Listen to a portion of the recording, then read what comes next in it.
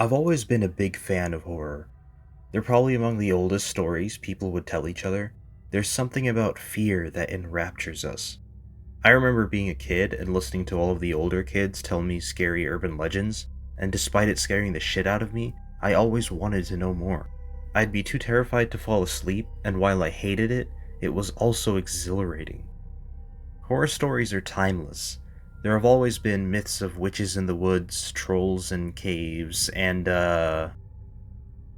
many of the old stories of monsters have to do with nature that was deemed unconquerable by humans, places far beyond civilization. I guess we use that as an excuse to convince ourselves that we haven't really conquered nature because of supernatural forces. It was also a way to get kids to behave. Religion is a major source of some really fundamental horror stories. The best known one is Satan. Satan was originally just the Hebrew word for adversary, and was generally used in the Hebrew Bible to refer to bad people, but it's much easier to personify evil as an external beast, something that we can blame the world's problems on. We don't want to believe that evil is something that we're all capable of, and as a result is a uniquely human struggle. At the end of the day, that's what good horror is, personifications of our existential fears. Naturally, that would make for some really good movies. And they did. Some of the best horror movies use this idea of a supernatural or in some cases human evil to represent these existential fears. For example, The Exorcist was a parental fear of puberty or mental illness and witnessing your child drastically change. Eraserhead was about the fear of fatherhood. Santa Sangre about grief and moving on. So how did we go from that to the Bye Bye Man? Well, this began with a certain classic horror genre, one beloved by many, a genre known as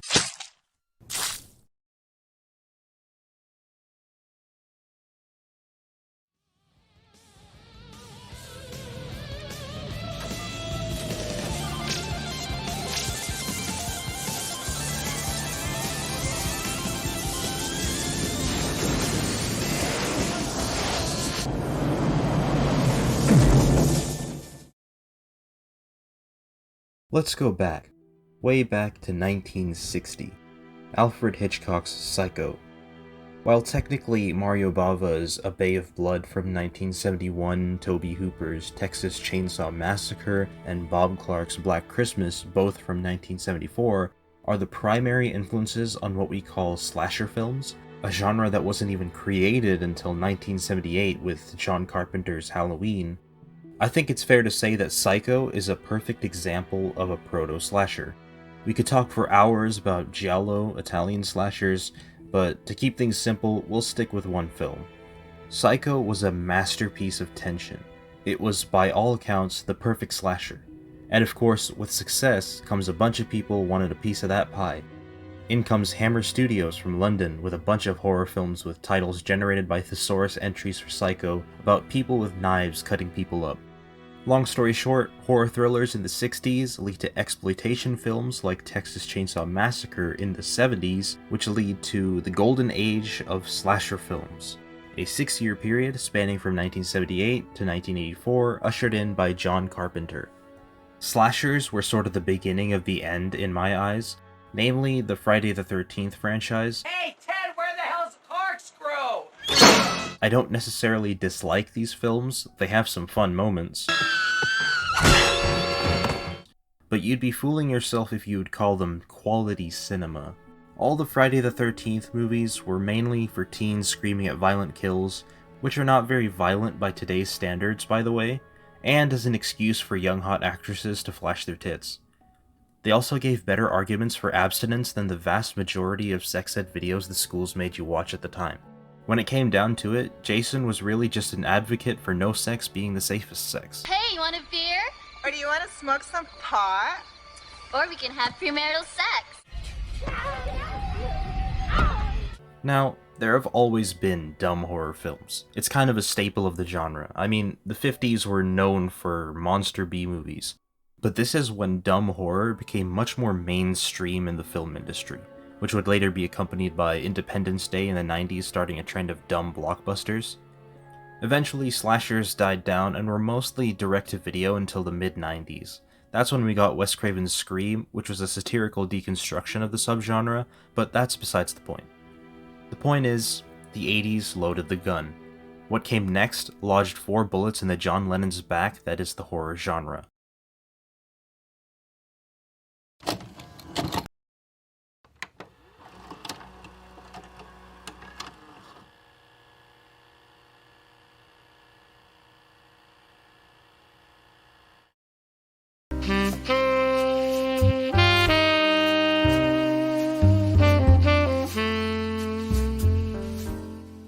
The year's 1999. Napster, Y2K, pod racing, and the birth of something dark.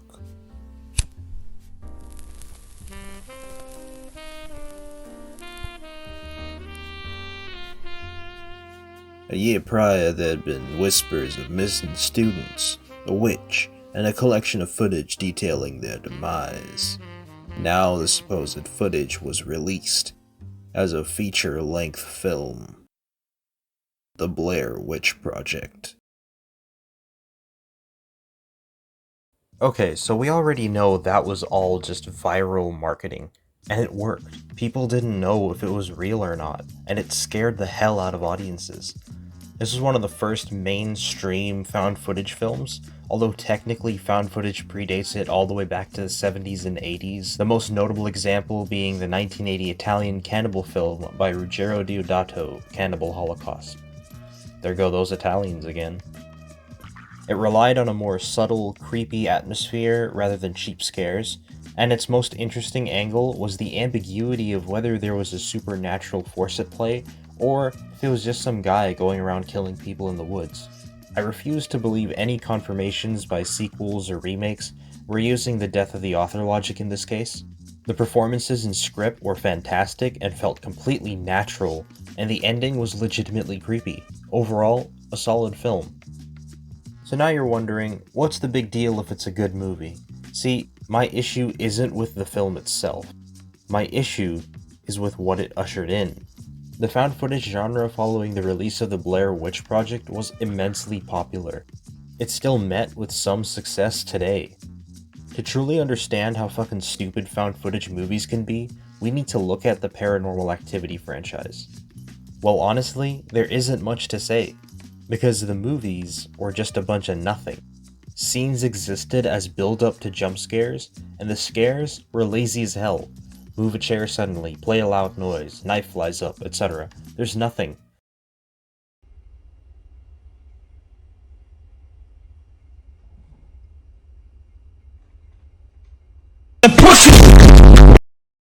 I really don't understand why they were so popular, but audiences ate it all up. The Paranormal Activity formula was extremely profitable, and we ended up getting quite a few found footage films in that style.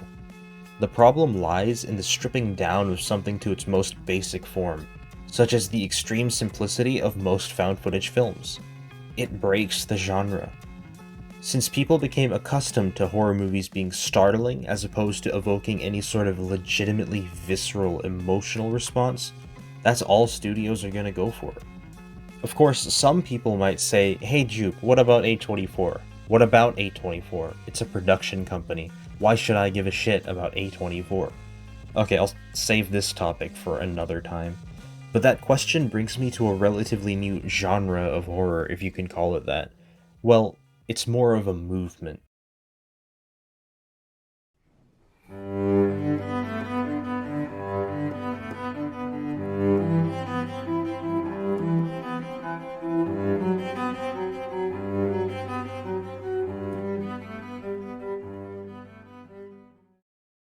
Elevated horror refers to films that don't rely on startling visuals or audio, like jump scares, and instead rely on visceral, emotional, and psychologically disturbing concepts. Of course, this can include visually disturbing scenes, but not necessarily startling. A24 has nothing to do with it, but the retards that stand it act like it invented it. In all fairness, A24 did produce a couple of good horror movies, namely Jonathan Glazer's Under the Skin, and Robert Eggers' The Witch and The Lighthouse, and these would definitely fit into this so-called elevated horror genre. But let's not fool ourselves here. Most elevated horror is just as shit as the garbage its champions denounce. I'm gonna get a lot of shit for this, but fuck it. A prime example is Ari Aster.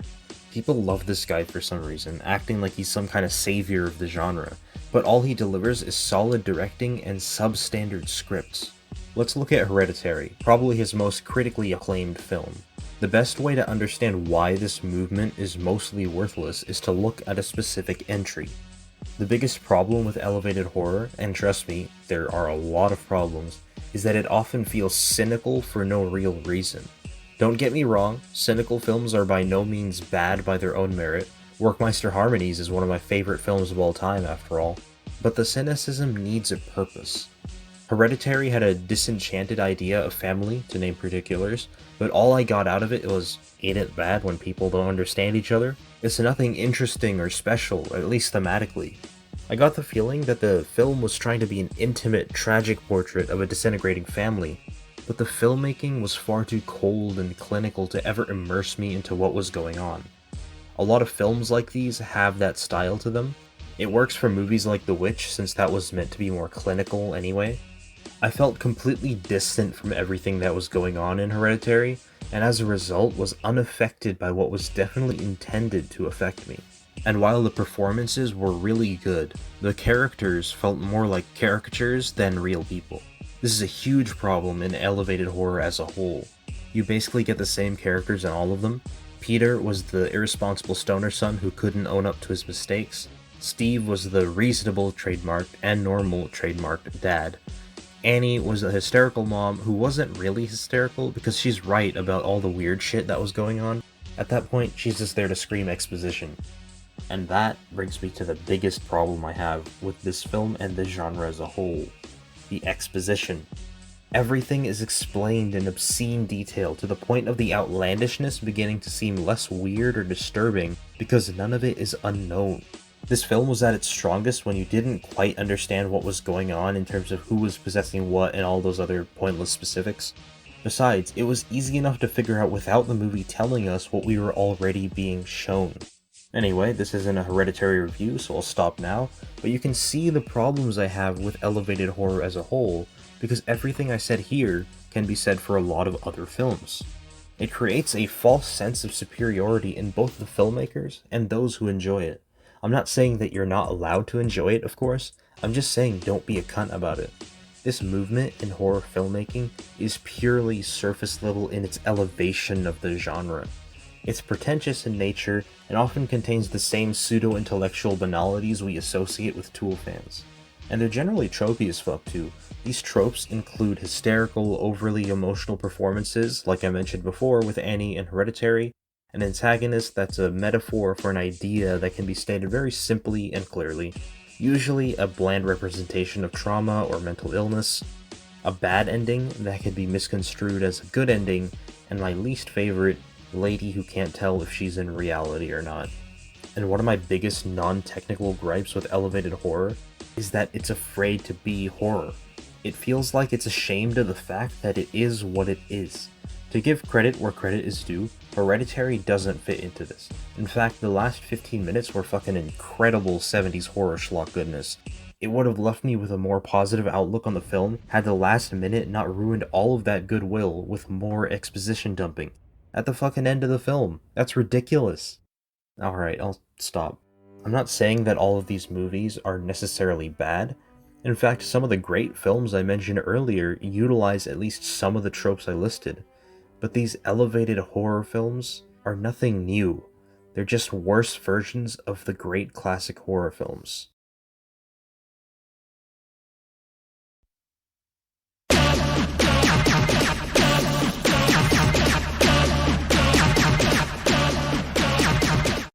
And that brings us mostly to a close.